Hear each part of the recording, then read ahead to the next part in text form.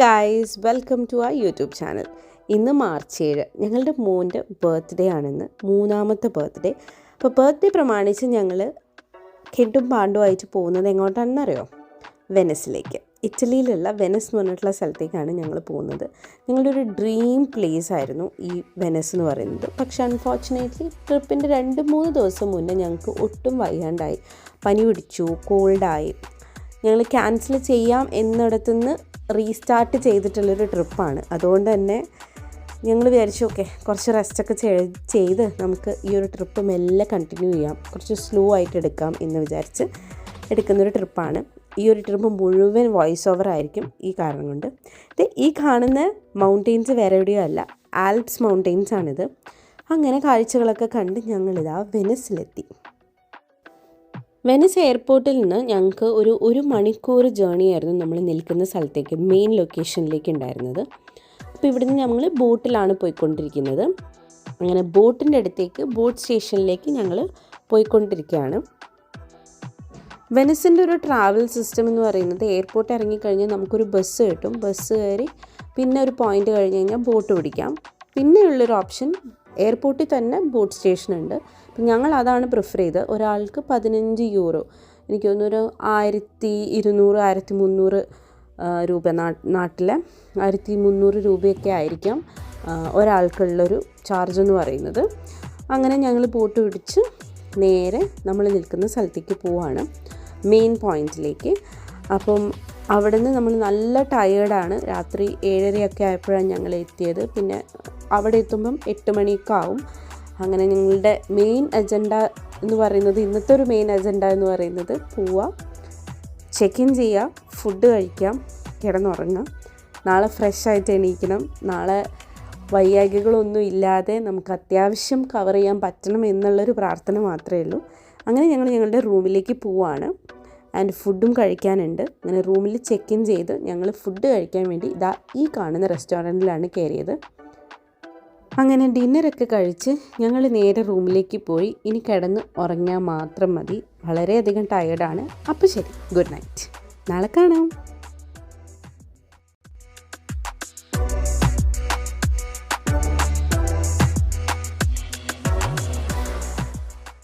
Good morning Venice, welcome to our day 2 in venous.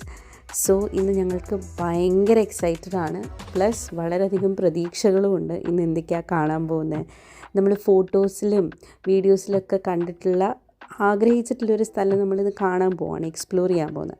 അപ്പോൾ അതിൽ മെയിനായിട്ടുള്ളൊരു സംഭവമാണ് ഗുണ്ടോല റൈഡ് എന്ന് പറയുന്നത്. അപ്പോൾ അതിനാണ് ഞങ്ങൾ ഈ ചാടിക്കയറി പോകുന്നത്.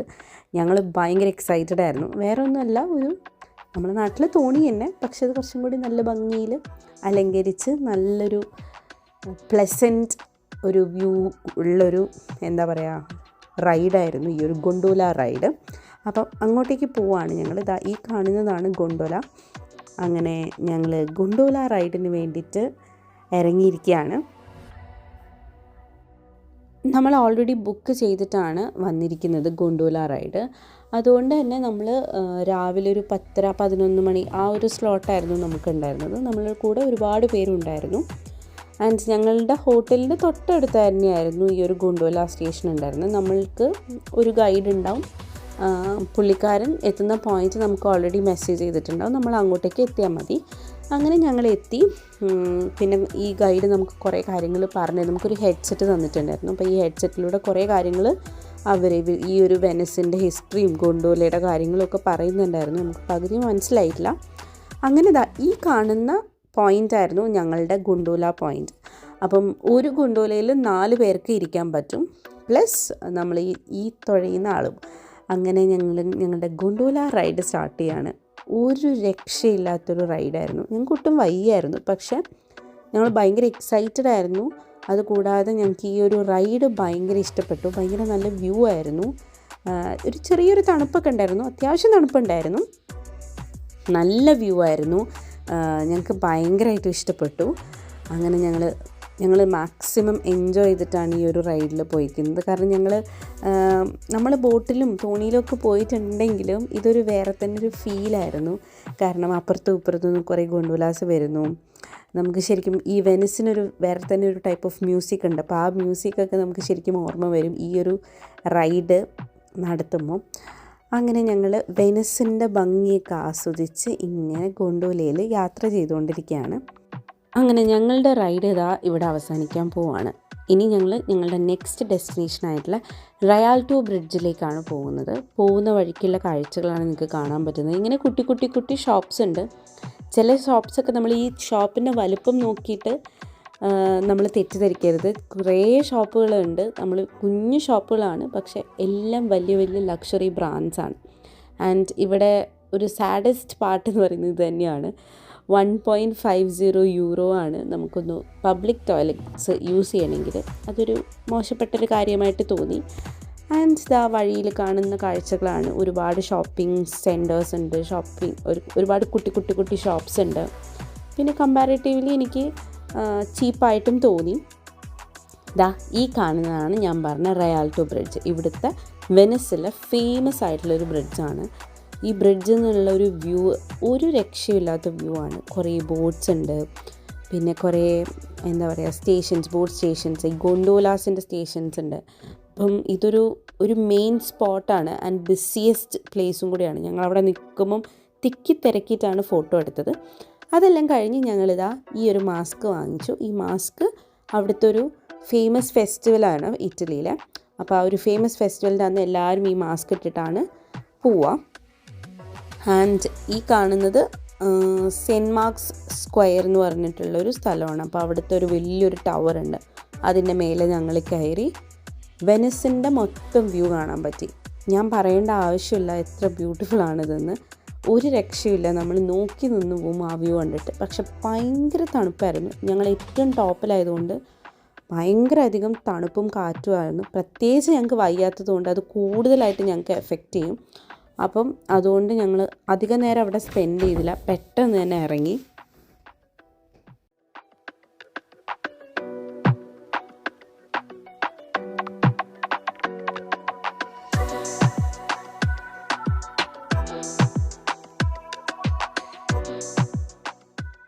ഇന്ന് ഞങ്ങളുടെ വെനിസിലെ 2ാമത്തെ ദിവസമാണ്.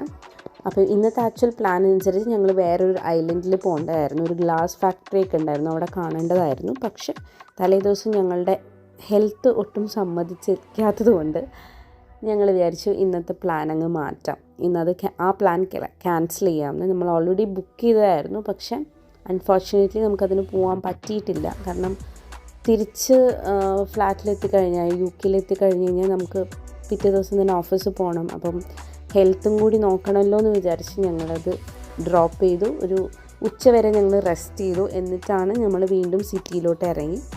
അതുകൊണ്ട് തന്നെ സിറ്റി ഒന്നും കൂടി ഒന്ന് എക്സ്പ്ലോർ ചെയ്യാൻ പറ്റി. ഭയങ്കര നല്ല രസമായിരുന്നു. അങ്ങനെ ഞങ്ങളിതാ ഈ ഒരു വെനിസിലെ കുഞ്ഞു തെരുവുകളിലൂടെ ഞങ്ങൾ നടന്നുകൊണ്ടിരിക്കുകയാണ്. ഇവിടുത്തെ ഈ ഒരു വഴിയാണ് ഇവിടുത്തെ ഒരു മെയിൻ ഹൈലൈറ്റ്. പിന്നെ ബ്രിഡ്ജസും കനാൽസും അതാണ് വെനിസിനെ വെനസാക്കുന്നത്. നമ്മുടെ ഒരു ഹിസ്റ്റോറിക്കൽ പ്ലേസാണ് വെനിസ് എന്ന് പറയുന്നത്. വേൾഡ് ഹിസ്റ്ററിയിൽ രേഖപ്പെടുത്തിയിട്ടുള്ളൊരു സ്ഥലമാണ് വെനിസ്. പക്ഷേ അൺഫോർച്ചുനേറ്റ്ലി ഒരു സങ്കടകരമായിട്ടുള്ളൊരു കാര്യം എന്ന് പറയുന്നത് ഇത് കുറച്ച് കാലം കൂടി മാത്രമേ ഈ ഒരു സ്ഥലം നിലനിൽക്കുകയുള്ളൂ. അത് കുറച്ചും കൂടി കഴിഞ്ഞ് കഴിഞ്ഞാൽ മുങ്ങിപ്പോകും എന്നാണ് പറയുന്നത്. പിന്നെ ഞങ്ങൾ ഈ ഒരു ബാറ്റ കണ്ടു. ഇത് നമ്മുടെ നാട്ടിലുള്ള ഇന്ത്യൻ ബ്രാൻഡായ ബാറ്റ തന്നെയാണോ എന്നറിയാൻ വേണ്ടി ഉള്ളിൽ കയറിയപ്പം ഒരുപാട് നല്ല സാധനങ്ങൾ കണ്ടു. ഇന്ത്യൻ ബ്രാൻഡായിട്ടുള്ള ബാറ്റ തന്നെയാണ്.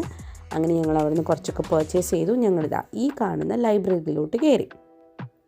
ഇത് വളരെ പഴക്കം കൂടിയിട്ടുള്ള ഒരുപാട് വർഷങ്ങൾക്ക് മുന്നേ ഉള്ളൊരു ലൈബ്രറിയാണ്. അതുകൊണ്ട് തന്നെ ഇത് ഭയങ്കര ഫേമസ് ആണ് വെനിസിൽ. ഞങ്ങൾ ഒരുപാട് ഫോട്ടോസൊക്കെ കണ്ടിട്ടാണ് ഇവിടെ കയറിയത്. ഭയങ്കര കൺജസ്റ്റഡ് ആയിരുന്നു. പക്ഷെ കയറി വന്നപ്പം ഈ കാണുന്ന കാഴ്ച ഞങ്ങൾക്ക് അത്ര സുഖകരമായി തോന്നിയിട്ടില്ല. വേറെ ഒന്നുമല്ല, ഇവർ ബുക്ക് കൊണ്ട് സ്റ്റെപ്പ് ഉണ്ടാക്കി വെച്ചിട്ടുണ്ട്. ഈ ബുക്കിൻ്റെ മേലെ ചവിട്ടിയിട്ടാണ് അടുത്തൊരു ഈ ഒരു സീനറി ഈ ഒരു വ്യൂ കാണാൻ വേണ്ടിയിട്ട് എല്ലാവരും പോകുന്നത്. അപ്പം നമ്മുടെ ഒരു കൾച്ചർ അനുസരിച്ച് നമ്മൾ ബുക്ക് ചവിട്ടുകയോ ഒന്നും ചെയ്യില്ല. നമുക്ക് ബുക്ക് എന്ന് പറയുന്നത് ദൈവമാണ്. പക്ഷെ ഓരോ നാട്ടിലും ഓരോ കൾച്ചറാണ്, ഓരോ കാര്യങ്ങളാണ്. അപ്പോൾ നമ്മളതനുസരിച്ചിട്ട് നീങ്ങിയേ പറ്റുള്ളൂ അൺഫോർച്ചുനേറ്റ്ലി. അങ്ങനെ ഞങ്ങൾ അവിടെ നിന്ന് മെല്ലെ ഇറങ്ങുകയാണ്. ഇവിടെ ഒരുപാട് പഴക്കമുള്ള കുറേ ബുക്സ് ഉണ്ട്. നമുക്ക് കാണുമ്പോൾ തന്നെ അറിയാൻ പറ്റും ഒരുപാട് വർഷങ്ങൾ പഴക്കമുള്ള ബുക്സാണ്. ഇതെല്ലാം അടുക്കി വെച്ചിട്ടാണ് ഈ ഒരു ലൈബ്രറി ഉള്ളത്. ഇതൊരു നമ്മൾ സാധാരണ കാണുന്നൊരു ലൈബ്രറിയിൽ നിന്നും വ്യത്യാസമുണ്ട്. ആ ഒരു പഴക്കം ഇതിന് ഫീൽ ചെയ്യുന്നുണ്ട്. പിന്നെ ഞാൻ നേരത്തെ പറഞ്ഞ പോലെ വെനിസിൻ്റെ ഒരു പ്രത്യേകത എന്ന് പറയുന്നത് ഇങ്ങനത്തെ കുഞ്ഞു വഴികളാണ്. കുഞ്ഞു വഴികൾ കാണുമ്പോൾ നമ്മൾ വിചാരിക്കും ഒരു എൻഡ് എത്തിക്കഴിഞ്ഞാൽ അടുത്ത എൻഡിലേക്ക് പിന്നെ വഴിയില്ലാന്ന്. പക്ഷെ അവിടെ വേറെ 2-3 വഴി ഉണ്ടാവും. അത്രയും കൺജസ്റ്റഡ് ആയിട്ടുള്ള വഴികളാണല്ലോ. അതുകൊണ്ട് തന്നെ ഇവിടെ ഒരു സൈക്കിൾ പോലും ഇല്ല. ഇവിടെ എല്ലാവരും നടന്നിട്ടാണ് പോകുന്നതും. പിന്നെ ഉള്ളൊരു ട്രാവൽ സോഴ്സ് എന്ന് പറയുന്നത് ബോട്ട്സും കൊണ്ടോലസുമാണ്. ഇതാണ് ഒരു മെയിൻ സെൻറ്റർ.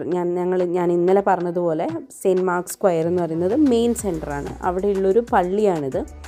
ഇത് ഒരുപാട് വർഷങ്ങൾ മുന്നേ, എനിക്ക് തോന്നുന്നു 15th സെഞ്ച്വറിയിലുള്ളൊരു പള്ളിയാണ്. അപ്പോൾ നമ്മളെ അതിശയിപ്പിക്കുന്ന കാര്യം ഈ ഒരു പള്ളി 15th സെഞ്ച്വറിക്ക് മുന്നേ അവർ ഉണ്ടാക്കിയതാണ്. അപ്പം ഒന്ന് ആലോചിക്കാം, ഈ ഒരു മെറ്റീരിയൽസും കാര്യങ്ങളൊക്കെ അവരെങ്ങനെ കൊണ്ടുവന്നു, അല്ലെങ്കിൽ അവരിതെങ്ങനെ ബിൽഡ് ചെയ്തു എന്നുള്ളതൊക്കെ ശരിക്കും ഞെട്ടിപ്പിക്കുന്ന കാഴ്ച തന്നെയായിരുന്നു. കുറേ ചുമർ ചിത്രങ്ങളും കുറേ കൊത്തുപണികളും ഒക്കെ ഉള്ളൊരു ഭയങ്കര ആർക്കിടെക്ചറൽ വാല്യൂ ഉള്ളൊരു പള്ളിയാണ് ഇത്. നമുക്ക് വേറെ തന്നെ ഒരു ഫീൽ കിട്ടും. അങ്ങനെ ഞങ്ങൾ ആ പള്ളിയിലൊക്കെ കുറച്ച് നേരം സ്പെൻഡ് ചെയ്ത് നമ്മൾ വീണ്ടും പുറത്തിറങ്ങി കുറച്ച് ഷോപ്പിംഗ് ഒക്കെ ചെയ്തു. ചെറിയ ഷോപ്പിങ്ങേ ചെയ്തിട്ടുള്ളൂ, കാരണം ഞാൻ പറഞ്ഞ പോലെ ഞങ്ങൾക്ക് അതിനുള്ളൊരു മൂഡുണ്ടായിരുന്നില്ല. അങ്ങനെ ഞങ്ങളുടെ ഡേ ഇവിടെ വെനിസിലെ 2 ദിവസം ഇവിടെ അവസാനിക്കുകയാണ്. ഒരുപാട് കറങ്ങാൻ പറ്റിയില്ലെങ്കിലും അത്യാവശ്യം മെയിനായിട്ടുള്ള എല്ലാ കാര്യങ്ങളും ഞങ്ങൾക്ക് കാണാൻ പറ്റി. വയ്യായിരുന്നെങ്കിൽ കൂടി ഞങ്ങൾ അത്യാവശ്യം കണ്ടു എന്ന് വേണമെങ്കിൽ പറയാം. പക്ഷേ ഞങ്ങൾക്ക് ഒരുപാട് സന്തോഷമുണ്ട് ഈ ഒരു പ്ലാന്, അതായത് ഈ ഒരു സ്ഥലത്തേക്ക് ഞങ്ങൾക്ക് വരാൻ പറ്റിയതിൽ. കാരണം ഇതിനി എത്ര കാലം ഉണ്ടാവുമെന്ന് അറിയില്ല. അങ്ങനെ ഞങ്ങൾ വെനിസിനോട് ടാറ്റ ബൈ ബൈ പറയാൻ പോവാണ്. നാളെ രാവിലെ 5 മണിക്കാണ് ഞങ്ങളുടെ ബോട്ട്. അങ്ങനെ ഞങ്ങൾ ബോട്ട് സ്റ്റേഷനിലെത്തി. ഞങ്ങൾ തിരിച്ചു പോവാണ്.